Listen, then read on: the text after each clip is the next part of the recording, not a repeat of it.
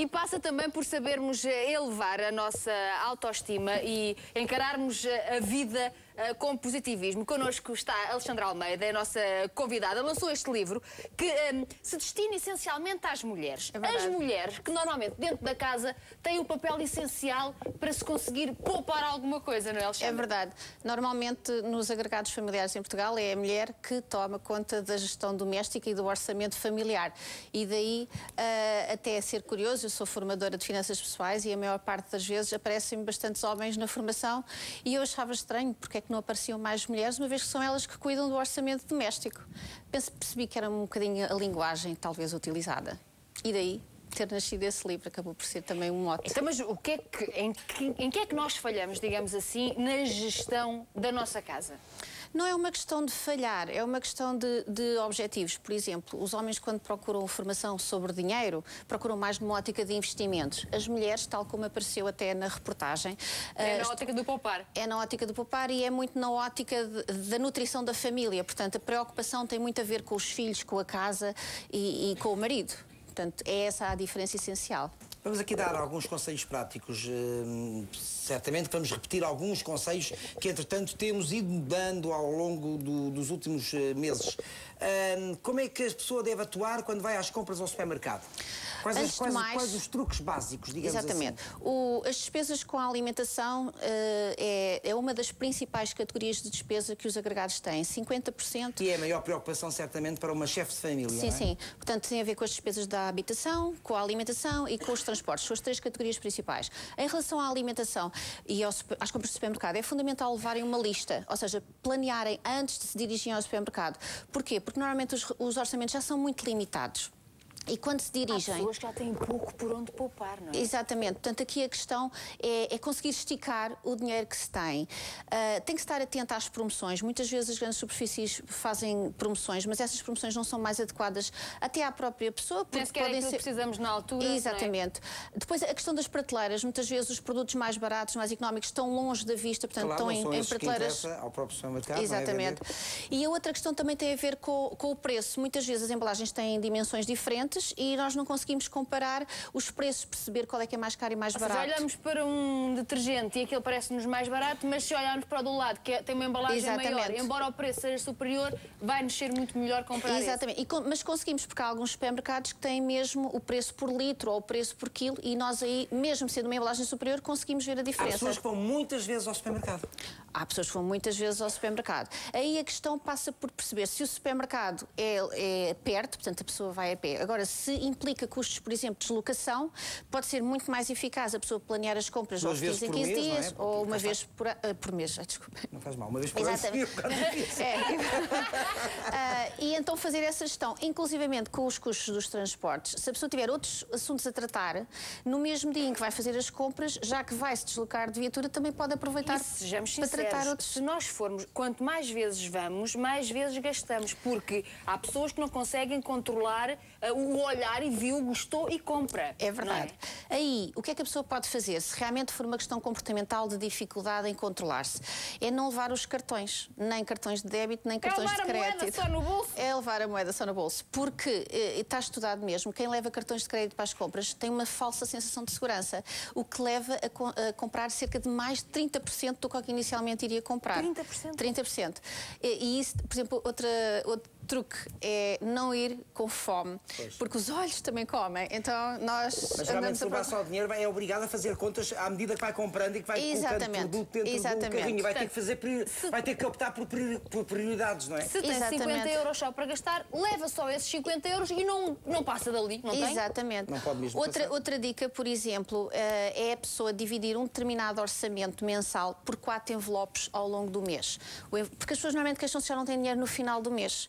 Porque assim que recebem o dinheiro, querem ir fazer as compras, não é? No início do mês, quando toda a gente tem dinheiro, há muito mais trânsito, chega ali a meio, já se começa a notar que há pessoas que não trazem o carro, não é? Exatamente. Estava a falar dos envelopes. E o facto de terem 4 envelopes, portanto, dividem esse orçamento para despesas correntes, o pequeno supermercado, ir ao café, enfim, outras despesas que possam ocorrer, e sabem que têm aquele montante na primeira semana, aquele montante na segunda semana, terceira e quarta, já não tendo aquela angústia de perceber como é que se vai chegar até ao final do mês. Essa política ou essa estratégia estratégia dos envelopes pode-se aplicar também para as despesas da casa, não é? Sim, sim, Água, sim. luz, gás... Exatamente. Normalmente, se forem feitos por débito direto, portanto, vai logo ao banco esse montante. Sim, mas o nosso público, a maior parte do público que nos está a ver não tem débito direto, é mesmo portanto, exatamente. É uma ideia. Portanto, chegando àquela data, reserva o valor estimado, porque apesar de ser uma despesa fixa, nós não sabemos o valor certo, não é? Estimamos aquele valor e depois guarda até à data efetiva do pagamento. É uma dica, sim, senhor. Mais estratégias mais truques para se poupar em casa. Por exemplo, quer dizer aos transportes, vamos à casa. Por exemplo, nos transportes, a partilha do carro é uma coisa que está muito em voga atualmente, que até se chama car sharing. Às vezes colegas que moram proximamente, ou familiares, há muitos casos até que às vezes marido e mulher vão para o trabalho. Cada um leva o seu carro. Exatamente. Portanto, tentar otimizar a gestão do veículo. Muitas vezes até a substituição total do veículo pelos transportes públicos. Dependendo da localização onde a pessoa está, nem sempre é possível, mas pelo menos parcialmente até um sítio onde haja um maior fluxo de transportes é uma sugestão. Por acaso é impressionante, deixou de haver congestionamento do trânsito. Has de reparar que há muito menos trânsito nas estradas. Até a própria velocidade. Se a pessoa for com alguma antecipação, não precisa de ir em velocidades extremas e o próprio controle da velocidade também faz baixar o consumo de combustível. Os cupões que muitos hipermercados entregam, a pessoa também guardar para poder... Temos aqui dois casos, duas senhoras que poupam imenso dinheiro. Dossiês que elas têm. Com os cupons de promoções, é verdade? E chegam a poupar quanto? Já não me lembro.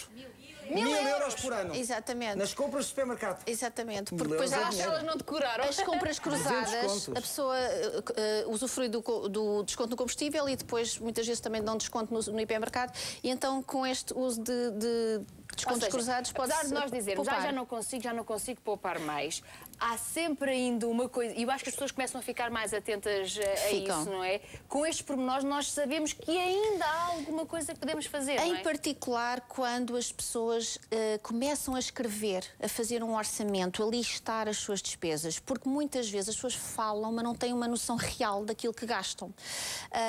Até da minha experiência enquanto formadora, quando as pessoas escrevem passam para um papel exatamente. E muitas vezes até mesmo durante a formação, porque é o maior aporte de informação que eu tenho. Ai, não, Alexandra, não é possível, eu já não consigo, eu já estou na minha poupança máxima possível. Mas depois, quando começam a pôr os gastos, começam a lembrar-se, eu realmente há uns anos atrás não tinha esta categoria de despesa, ou não tinha aquela, ou, por exemplo, até tenho um seguro que já nem faz sentido. E, de repente, porque estão a olhar e estão a sistematizar toda a informação, descobrem, e não são grandes quantidades de dinheiro, mas as grandes quantidades de dinheiro acabam por se tornar quando semanal ou mensalmente vamos acumulando 10 euros aqui, 15 euros ali. Mas, Alexandra, temos de ser realistas. Haverá muito português que já não tem. Não tem, é um facto. Portanto, aí não passa... não são estas as estratégias, exatamente. Não existem, não é? Terá que ser mesmo pela via dos rendimentos. Portanto, tem que haver um esforço de aumentar os rendimentos. Se não se conseguir através... pode passar por 2 empregos, se os conseguir, dois empregos, ou um part-time, ou desenvolver algum hobby que possa dar origem a um rendimento adicional. Mas há pessoas que ainda conseguem fazer isso, que imagino, sabem cozinhar, propõem vender bolos.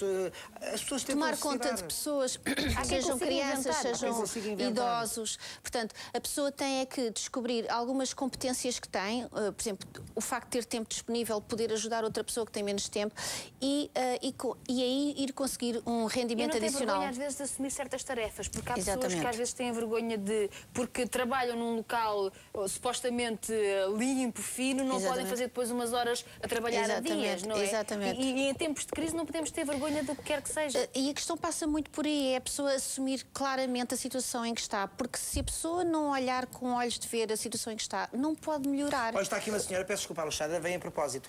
Ontem fui às compras e num total de 72 euros consegui um desconto de 25, veja só, com vales e descontos do hipermercado, todos os vales referentes a produtos que usualmente compro. Aproveito sempre os cupons, os vales, tudo. Exatamente. E o que é certo é que poupou. Exatamente. Até posso partilhar um caso pessoal, que quando foi na altura das prendas de Natal, algumas cadeias fazem descontos e eu com o desconto obtido nas prendas que tinha listado, portanto, eu quando fui, já sabia o que é que ia comprar, porque eu já tinha estipulado para cada pessoa um valor e o valor de desconto serviu-me para um mês de supermercado no mês seguinte. Portanto, o mês seguinte... No próximo Natal vem cá. No próximo... Aceito o convite. Exatamente. no Natal. Não, bem antes.